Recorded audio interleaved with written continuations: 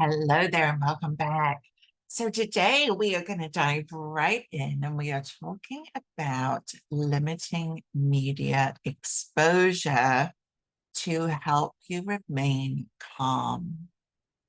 Hmm. You may not have ever thought about this, right?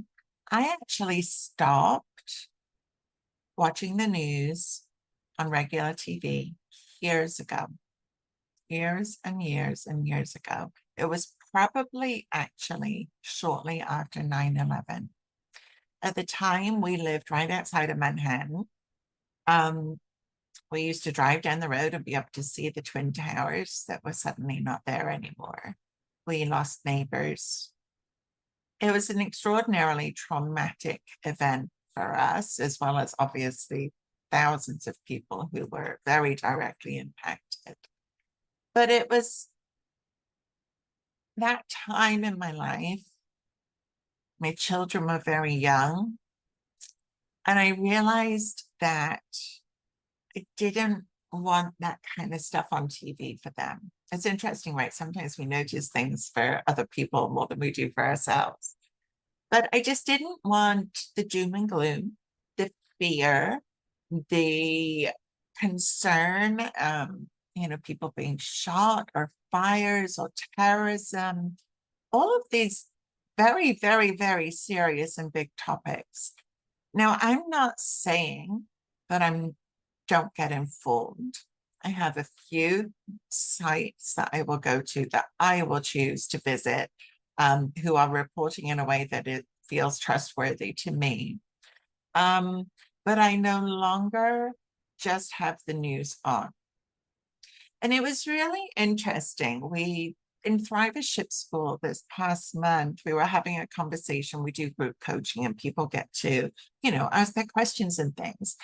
And somebody realized that they were spending time on news apps and weather apps and things like that and getting caught up. And this is so often what happens. And it actually goes back to one of the triggers, the trauma triggers. It's distraction. It's a way of numbing ourselves and taking our mind off other things that might be painful and difficult to think about. And so, she realized that she was getting caught up in that. And how brilliant, right, to have that realization. And maybe you'll have it too after this episode today, but you get to choose. You get to choose what you watch, what you listen to, and how that makes you feel. So if you recognize that you have the news on at night because you want to know what's going on, or maybe there's somebody else in the house that does, it doesn't mean that you need to watch it. Maybe you're recognizing that there's something on your phone and you end up going down a rabbit hole, right? And you're looking at an article, you're reading it, and then there's a link to another one and a link to another one, and it just keeps going and going and going. Before you know it, you've had an hour of activities that more than likely are making you feel anxious, stressed out, worried about big things in the world that you may or may not be able to control. More than likely can't, right? So if we think about how these things make you feel, instead of just doing it because you've always done it, it's one of those things where it's like, no, I always listen to the 6 o'clock news. Well, maybe you don't anymore. Maybe it's not working for you. Maybe it's making you feel more stressed out and anxious than you need to, especially during this month. Because you and I both know that this month there's going to be a lot of breast cancer stories, many of which will be incredibly inspiring. But the question becomes, are they going to trigger you and make you feel more anxious or make you feel a certain way? Or maybe you're going to compare your story to theirs and feel like yours maybe isn't as important when it is. Your story, your life, your everything, you matter, right? So it's important to set these boundaries to limit the media exposure. Maybe there's one show that you really love at a certain time of day that gives you enough information so that you feel like you're involved. And the rest you say, you know what? Even if it's just for a week or two, try not watching it and see how you feel. And know that it's okay, especially when you realize that these are things that you cannot control. We can control how we act and how we react. We can't control so many of those things that we are allowing to make us anxious. So by setting that boundary, you get to feel calmer. So if we're not spending time doing those things, I want to give you some ideas. I know you could keep busy. I know that. But I'd prefer that you use that time for something that's more restorative and calming for you. So you could read a book. You could go for that mindful walk that we talked about earlier in the series. You could do some breathing that we talked about earlier. You could take a bath, listen to music, talk to a friend, do a jigsaw puzzle. I love jigsaw puzzles. I know it's like a love-hate kind of thing, but I absolutely love jigsaw puzzles. I find them so therapeutic. And so there are things that you can do to use that time and space differently. Okay, so think about that. So just to recap, right? Think about how the media, TV, radio, how they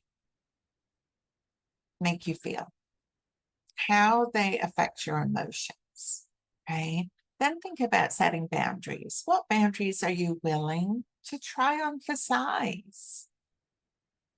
Just try it. See how you feel. I feel so much better without it. I know that 100%.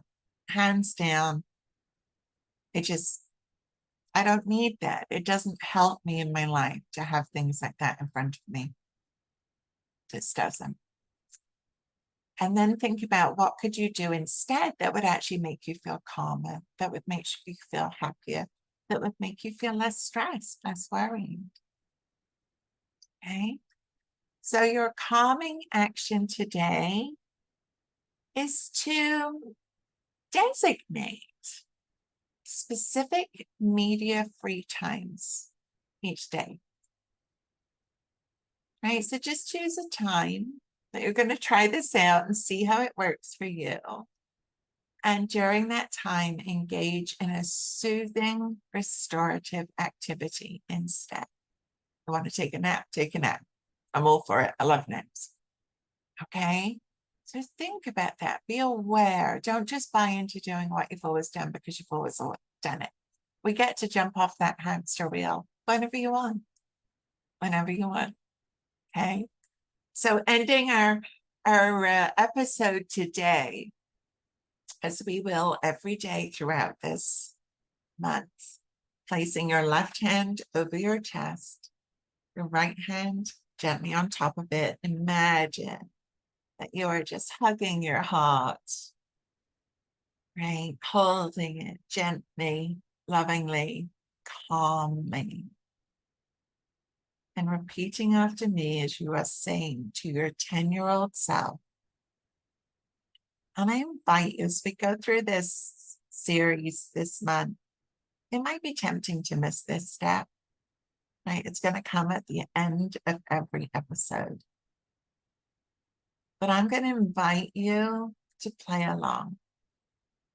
I'm going to invite you to try this practice on for size, because I'm also going to think that by the end of this 31 days, this practice on its own with nothing else is going to help you feel calmer. Okay? So it might be uncomfortable, might feel like a stretch, but please try it for size. Repeat after me as if you're talking to your 10-year-old self, either quietly in your head or out loud, whichever you feel more called to do. You are loved. You are safe. I've got you. I love you. Have a wonderful, calm day, and I will be with you tomorrow. Bye for now.